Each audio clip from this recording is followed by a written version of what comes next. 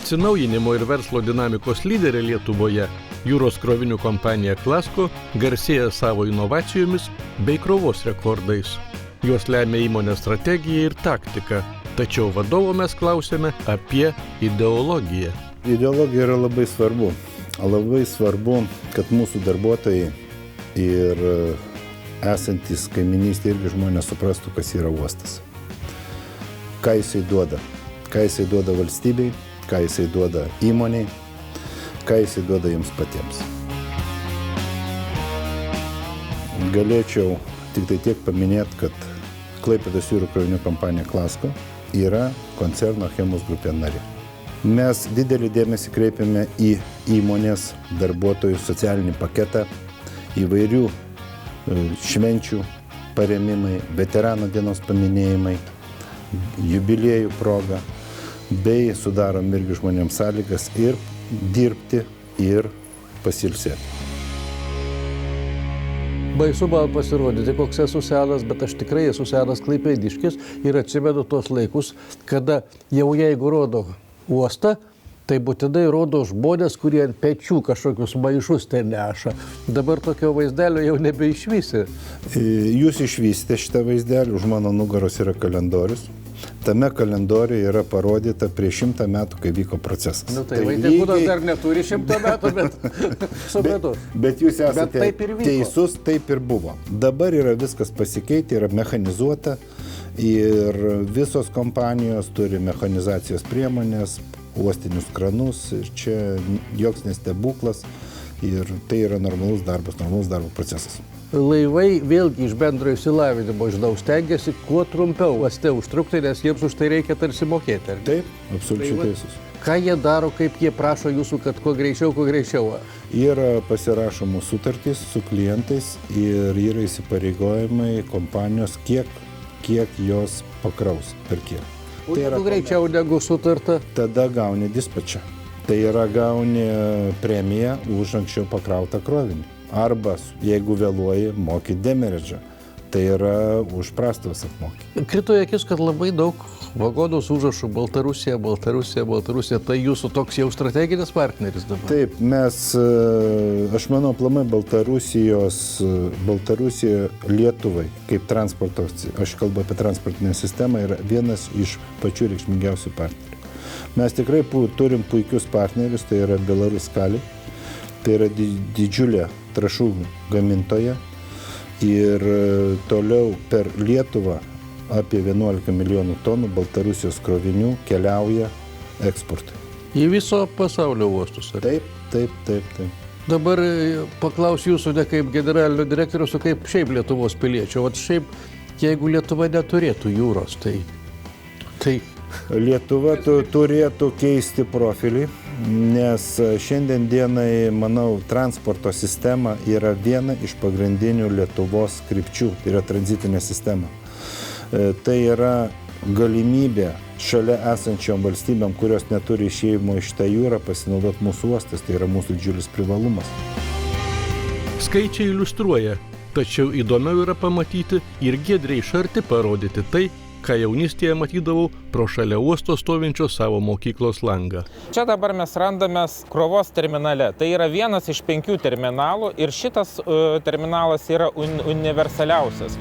Mes čia galime krauti ir metalą, ir metalurgijos pramonę žaliavą, ir šaldytus krovinius, ir trąšas. Čia tas metalas, ar kas čia? Taip, čia yra kietus, yra iš Rusijos ir mes kraunam, per metus perkraunam virš 100 000 tonų.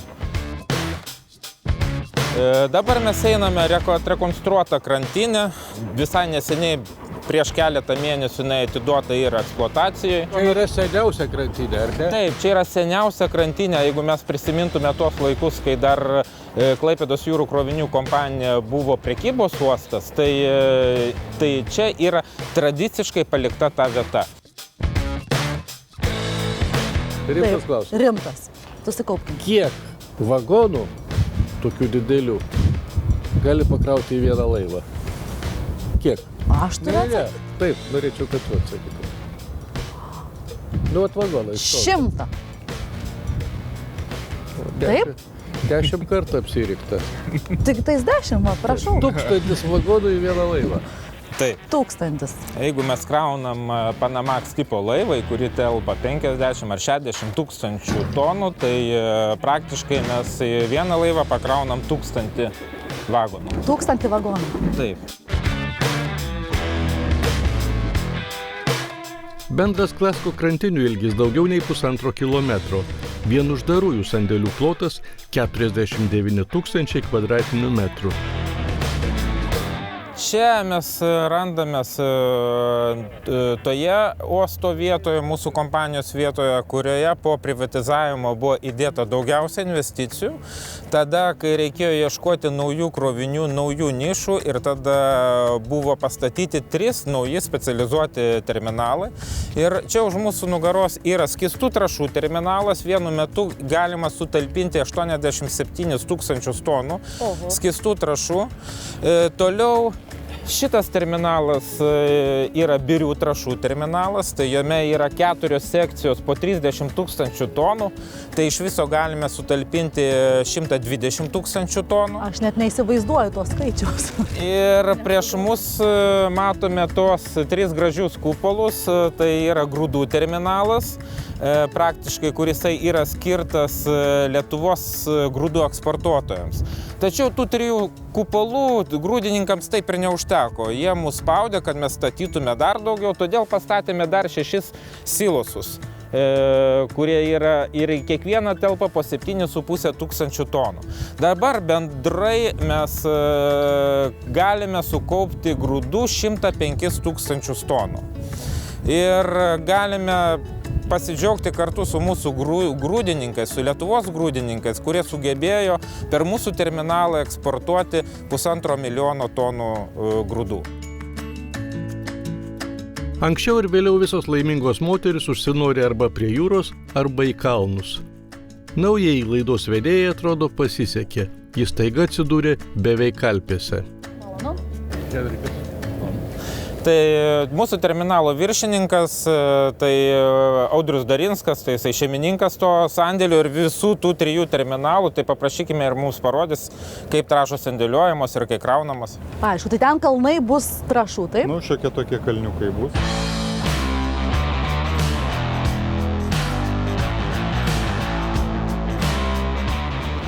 Kiek daug miltų čia. Miltai čia, ne? Nu ne miltai, mes miltų nekraunam kol kas, čia trąšos, kalio trąšos. Kiek čia jų yra maždaug dabar taip va? Čia va šita dabar krūva yra apie 8 000 tonų. 8 000 tonų. Dar papasakokit, tai kaip viskas čia patenka? Trąšos atvyksta vagonais, yra ten iškrovimo stotis tokios, per jas transporteriniam linijom paduodamas į sandėlį trąšos, atviršui matote transporteriai sukasi. O kada reikia išvežti? O jeigu kada reikia išvežti, tai ta prasme pakrauti laivą, Taip. Tai vat matote yra duobės, po jomis irgi yra transporteriai. Ir kaip? Automatiškai valdant iš pulto atsidaro sklendės ir byrant transporterių. Ir tiesiai į laivą? Ir transporteriais eina į laivą. Nu čia turbūt turi būti dėkingi, kad įleidote, šiaip jau ekskursijų čia nebūna, ar ne? Nu, tikrai čia ne muziejus, ne muziejus. Padarėm išimtį, kai jums kaip propaguojančiam tiems Klaipėdą, tai ta prasme. Supratom.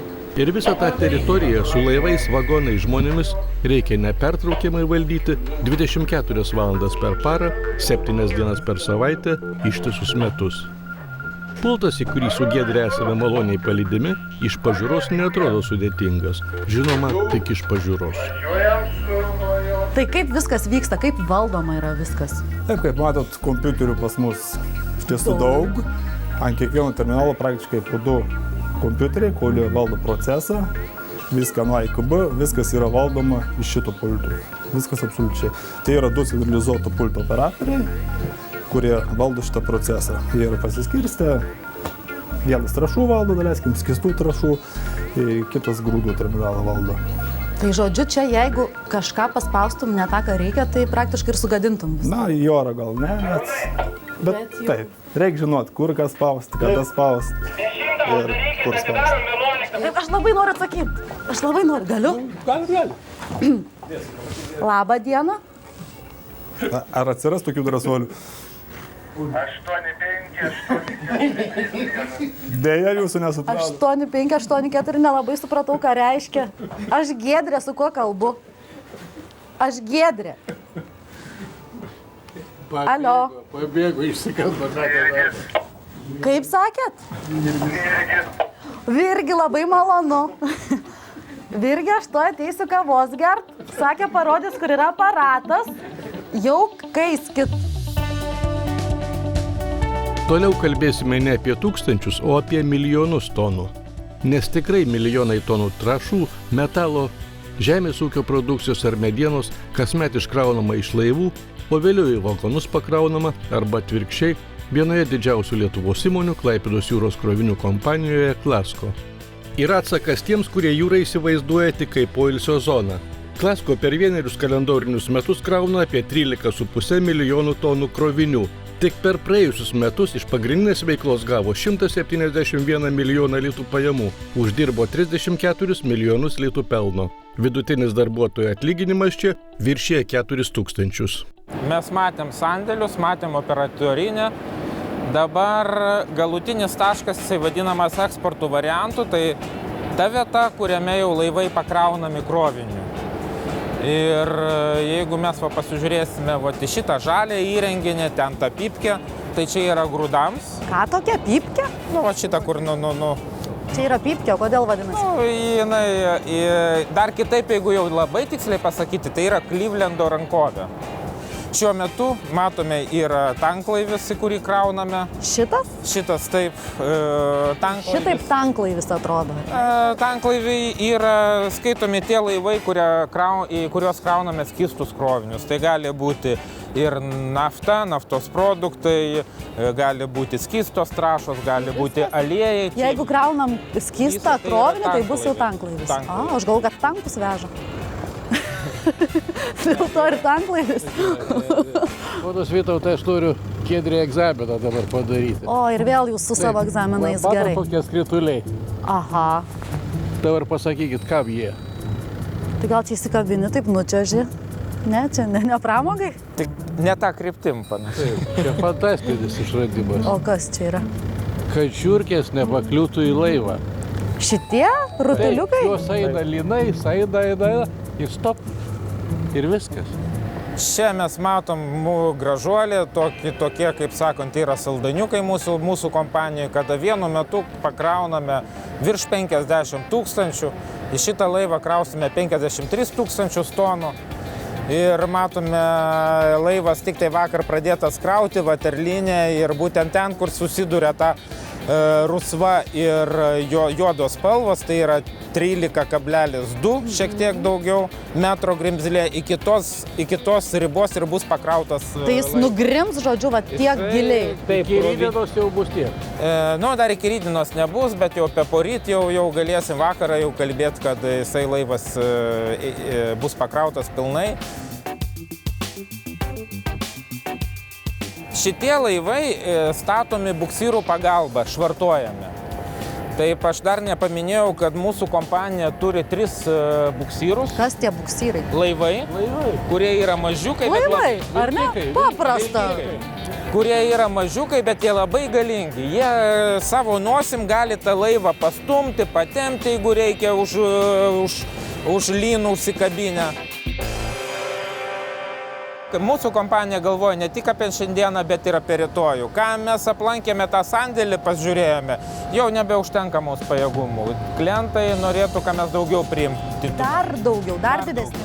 Todėl čia statomas dar vienas birių trąšų sandėlys, kurio talpa bus 100 000, šiek tiek mažesnis negu tas. Ir ką jūs dabar matote, mūsų tikslas yra jau kitų metų pirmam ketvirtį, kad jisai dirbtų. Kažkurioje reportažo vietoje kalbėjome apie strategiją, taktiką ir ideologiją. Šie dalykai negimsta tuščioje vietoje. daug lengviau rasti kryptį, kai padėti tvirti pagrindai. Ta ilgalaikė strategija kūrė šviesios atminties nepriklausomybės akto signataras, ilgametis Achemos grupės ir Klasko įkūrėjas bei prezidentas Bronislovas Lubys. Beje, paskutinieji jo nurodymai dar 2011-aisiais buvo ne mažesnė nei 1000 litų alga ir nemokamas draudimas visiems. Šiandien tai įvykdyta. Aš manau, kad tikrai Klaipėdos uostas plėsis. Gerėja infrastruktūros parametrai, yra gilinamas laivybos kanalas, ateityje numatomas geležinkelio prieigų rekonstrukcijos. Uosto kompanijos deda investicijas į infrastruktūrą ir mes tikimės, kad ateityje iš tiesų Klaipėdos uosto galingumas, potencialas infrastruktūrinis tikrai išaugs, aš tikiuosi, dvigubai per artimiausius 10 metų.